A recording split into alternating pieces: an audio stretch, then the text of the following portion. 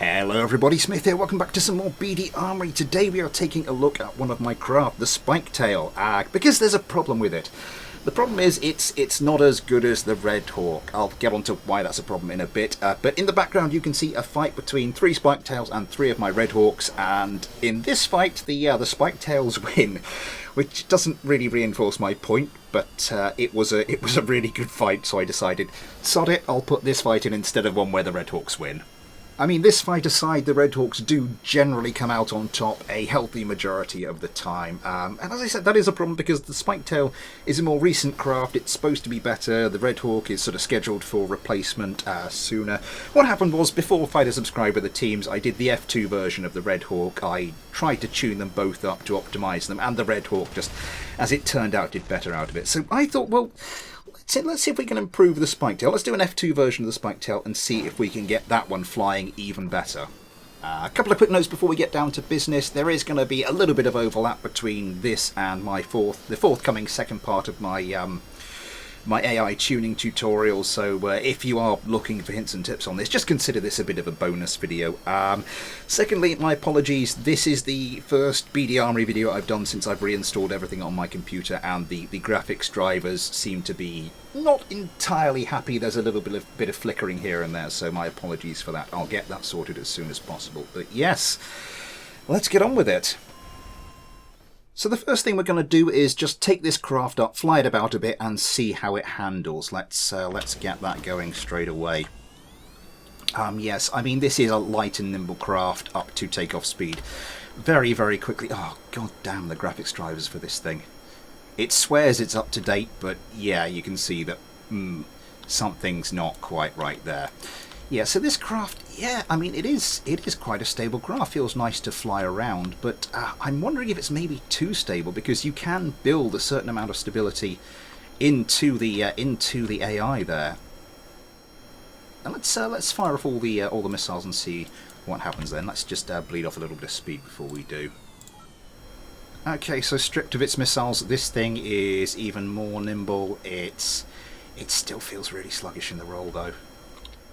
Okay, I've got some ideas. There's just some general stuff I knew I wanted to do before this, but also that's given me a few ideas as well. So let's go into the spaceplane hangar and see what we can do to improve this little beauty. So we're in the spaceplane hangar with our little Spiketail. I think the first thing I'm going to do is just go up here and make this the F2 version. Lovely stuff. Now this is going to be in 3 parts, this little tune-up. First we're going to take a look at the control surfaces, then we're going to look at the centre of mass, centre of lift, and then we're going to take this thing out, put it into a fight, and sort of try and tune it up with the AI tuning. So yes, these control surfaces. I'm going to try not to overlap too much with the upcoming AI tuning tutorial, if I ever actually find the sodding time to do it with the little one running about, but yeah. Generally speaking, what we have here is we've got these, I suppose they are elevators because they are strictly for pitch. They've got a deploy angle of 20. Now the problem with that is all the control surfaces, all the default control surfaces in KSP have a fixed rate at which they turn, which means, yeah, if it deflects all the way to 20, it's going to spend a little bit of time getting back to neutral or going the other way, and without meaning to go into too many details, I'll save that for the tutorial. A bigger control surface with a lower authority limit, so that it does the same job but can react quicker, it can be much more responsive, is better. We're going to start with these elevators. I'm going to swap these out actually for the Big S Elevon 1. Lots of surface area. Oh my god, I've just got to try and rotate this into place. That's the wrong one. That's the right one. Okay, that's looking a bit more like it. Now we just hold shift to get the minor adjustments up. And this is the S key. That should just get that into place, get symmetry going. Much, much more wing surface area. And we are going to want this, yeah, let's put both the deploy angle and the authority limiter down to 10. Well, that should do the job, I think. Now, as for these control surfaces, so this is blah, blah, blah, blah, blah. This inner one here is set to both roll and pitch. The outer one here is set to just roll. This one has a different authority limit to this one, which you don't want to do on two control surfaces, which basically have the same job. We're just going to use, in order so that we don't go too heavy, I'm just going to switch these around so that we end up with a greater overall amount of control surface area. Get you out here. We're going to want to get you just on pitch, and instead of the Elevon 2s that we had, we're going to use the larger Elevon 3s. Oh god, if I can get this into position, that'll be... there we go. Yep, and just swing you around like that. And put you into place like that. So this is now just going to be for roll. These were on 15 degrees for the outer one. I'm going to try notching that down to 12, just sort of judging on how much we've increased the control surface area by. Yeah, that's not looking too bad. Obviously, if I think these need to go up or down the authority limits, I can do that as we're doing our test, but that'll be all for now. The next thing we're going to look at, as I mentioned, is this sort of centre of lift, centre of mass relationship. Using these larger control surfaces has shifted the centre of lift back quite considerably. It will have also shifted the centre of mass a little bit, but nowhere near as much. So we need to sort of address that, because what I wanted to do was get the centre of lift even closer to the centre of mass. So what I'm going to do is grab hold of these wing sections here. I'm going to press C to turn off the position snapping. Let's just bring you forward as far as I think is reasonable. We'll do the same with you. These control surfaces here are no longer doing any roll functions, so we can sort of move them forward as is needed. Sorry, they're just doing roll, they're no longer doing pitch, so we can just move them forward without worrying too much about it. Sorry, I've got a picture off screen of the relationship between the two previously. It's pretty much exactly where it was. But I want to make this craft a little less stable, so that, as I said earlier, a lot of the stability is just baked into the AI rather than actually just as part of the craft design itself. Let's see this little section here. Let's see what we can do by moving that forward a little bit. Can't bring it too far forward because that's going to start messing with the centre of mass with the missiles and everything. How's that looking?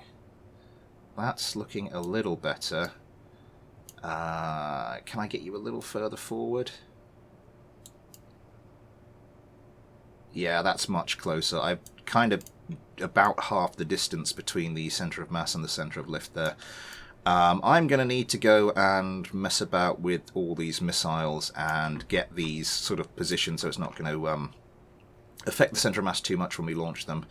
And then we can take this out and, yeah, see what this does in a test.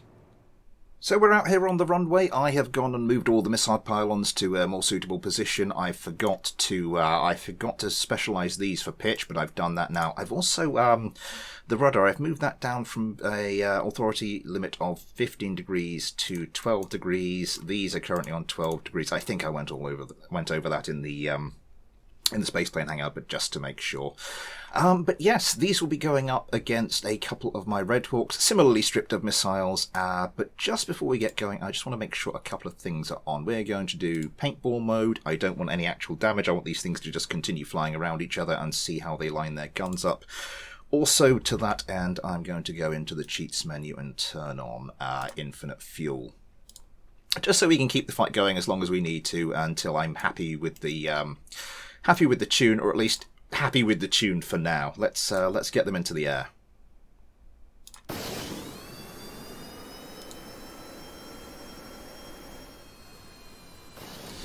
The fight starts.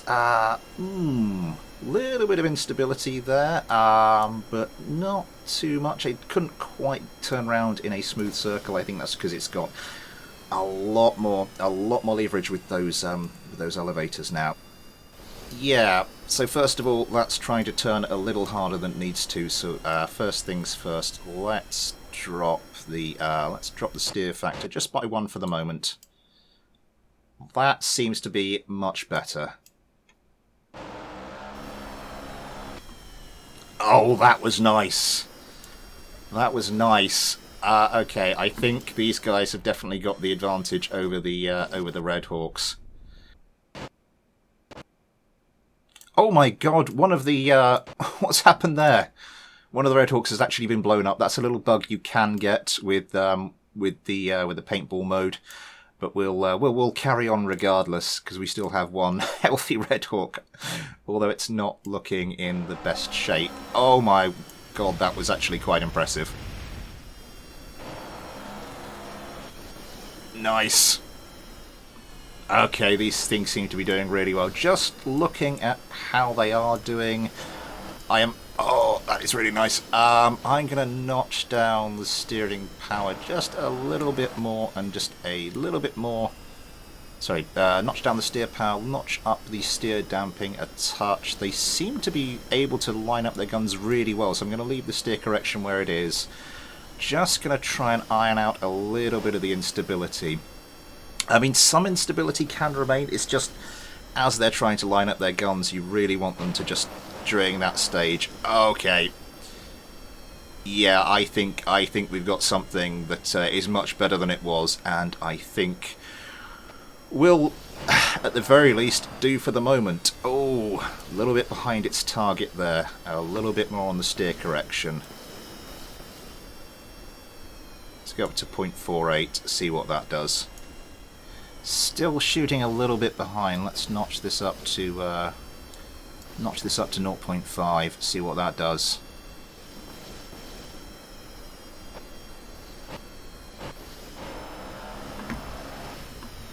Oh my God, that was really nice. Okay, yeah, I think we might be onto a winner here. I did notice one of the other Spiketails got a little bit damaged, but okay, that is our tune for the moment. There does seem to be a little bit of lateral instability in this craft. I'm just going to see what else I can do in that regard, and then we are going to set these things up for a proper test fight. Okay, I think I'm now happy to say this is a better craft than the Red Hawk. I made a couple of adjustments. Well, actually made one adjustment in the Space Plane Hangar. I put an extra fin on the back for a little more lateral stability. Something I did do in the tuning, which I forgot to mention, was that I nudged down the gimbal limit on the Saturn engine to 20%. But yes, to see if these truly are better than the craft they are supposed to replace, well, let's put them up against the craft they're supposed to replace. Right, paintball mode is off. I should also turn off infinite fuel. Yeah, let's get this going. The competition starts. The F2's looking a little smoother in the turn this time, a little bit more stable laterally as well, which is looking very, very good. Yeah, able to pull some pretty hard turns. I've still got camera shake on. I kind of think I need to turn that off because that is a little jarring. Oh my God, the F1s are already going. Well, that's one reason to replace them if they can't dodge missiles. Yeah, I think this one will dodge that one just fine. Comes around, goes for the sidewinders this time. Still evading missiles, can't get a couple off. Is going for a different target. Is that one of the ones that's already been hit? Goes for guns. Just gets a little scorching. Couldn't quite line it up. I don't think the tune on this is perfect, but yeah. Let's go for the one remaining healthy F1. Yeah, one of the F2s coming around to line up a shot. There we go. Not done any serious damage. Yeah, a little bit of a light maneuverable craft this. It's... what's going on there is that... yeah, the F1s are not done yet. Trying desperately to get guns onto the F2s. Is that one of the F1s just gone there? Yeah. That is one of the F1s. Been shredded, the sound bug kicks in. Oh, for God's sake, that's the other F1. That's the other F1 in a lot of trouble now. Yeah. I think the F2's still shooting it a little behind. Yeah, we'll need to do a little bit more correction on that. It's not perfect, but I think the important thing is it's better. It's definitely better. One crashes into the ground. Adam Kerman will now just gently glide into the sea. But yes, that will be all for today. I do hope you've enjoyed it. If you have, then please consider liking, subscribing, follow me on Twitter, getting involved with the Discord, great KSP community and BD Armory community on there. Links to that all in the description, as are links to the PayPal and the Patreon if you want to help support the channel. You too can get your own little patron Kerbal to be blown up mercilessly, as Adam Kerman probably is about to do. Anyway, yeah, I'll be back soon with some more BD Armory. I'll be back next week with the 2,000 subs celebration, so look forward to that. But in the meantime, thanks for watching, take care, and I'll see you next time.